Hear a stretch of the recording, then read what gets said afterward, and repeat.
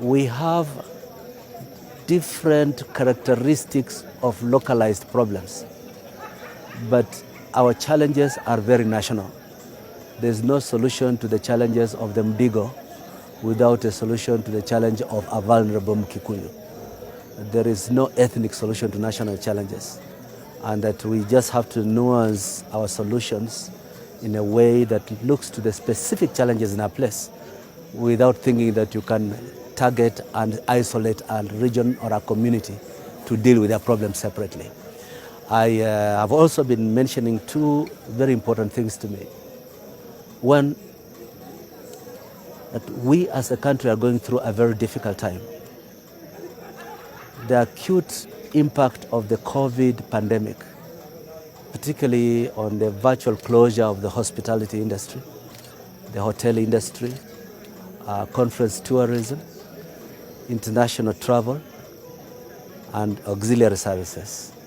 But secondly, in the just shrinking of the economy because of reduced working hours and disrupted supply networks.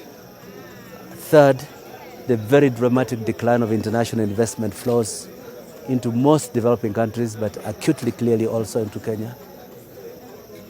In the face of a rising public debt, means that we are walking into a space with acute economic challenges coming up. And it's a responsibility of the next government to show solidarity with the most vulnerable among us. We have a collective responsibility to mobilize all citizens of capacity and goodwill, that we have to address ourselves to the pain of the most vulnerable in the country.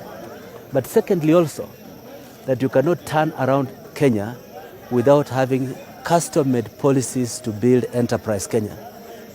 Now, I say this clearly because there are some people who are doing the politics of opposition between the rich and the poor. There is no way you can create new livelihood and hope for the poor without unlocking the power of the rich. The responsibility of the state is to enable enterprise, but use tax from enterprise to cushion the most vulnerable among us. So that's an important message I've been saying. Third, as Kenya's competitiveness declines, even in regional terms, we must start addressing what is making made in Kenya expensive. And one of the most important challenges to us is the monster called corruption. You cannot build Kenya better without slaying the monster of corruption. And there is no such a thing as fighting corruption bottom up. Corruption must be fought top bottom. The heads that have to roll to demonstrate a conscious, purposeful war against corruption have to be top dog, not the little 50 shillings extorter at a government desk, in the ministries. So this is important. But that we also have to say, we want to fight corruption, but we don't want to be vindictive. We are not going to be stuck to the past. We are going to look to the future and make the next phase of Kenyan public engagement strong and focused. And lastly, for the last 58 years, the Kenyan economy has been a servant of Kenyan politics.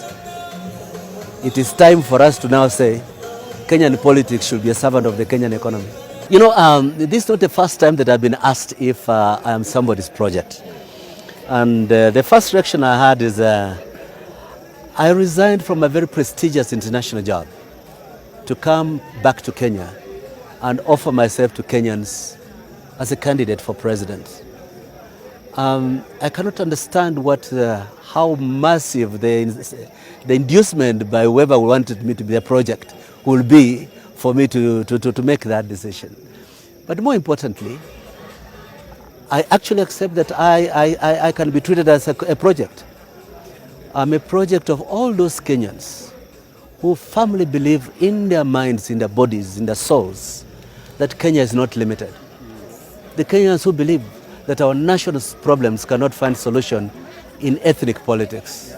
The Kenyans who believe that we have a capacity God given to us to rise above the pettiness of corruption. Kenyans who believe that single-mindedly we are capable of turning our country around, not to compete with Somalia, but to be in the ranks of Thailand.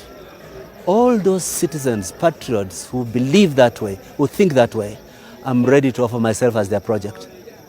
Could you tell us, the other day you met Raila, I meet Raila a lot. So what's going But I never explain to people every time I meet people. The day before yesterday, Peter Munya was in my house for 4 hours. I did not have to justify the fact that he was visiting me. Tomorrow I'm going to spend my evening at Kivutha Kibwana's house. Those of us who have been part of the second liberation, those of us who have a sense that Kenya can, those of us who believe that the national contest for leadership cannot be surrendered to a contest between factions of YK92, have to start looking, exploring ways of a shared direction of travel. And I'm shameless in my commitment to find those who are ready to walk that direction with me. Lazima wazalendo tutafutane. Sasa hatuwezi kuogopa kutafutana.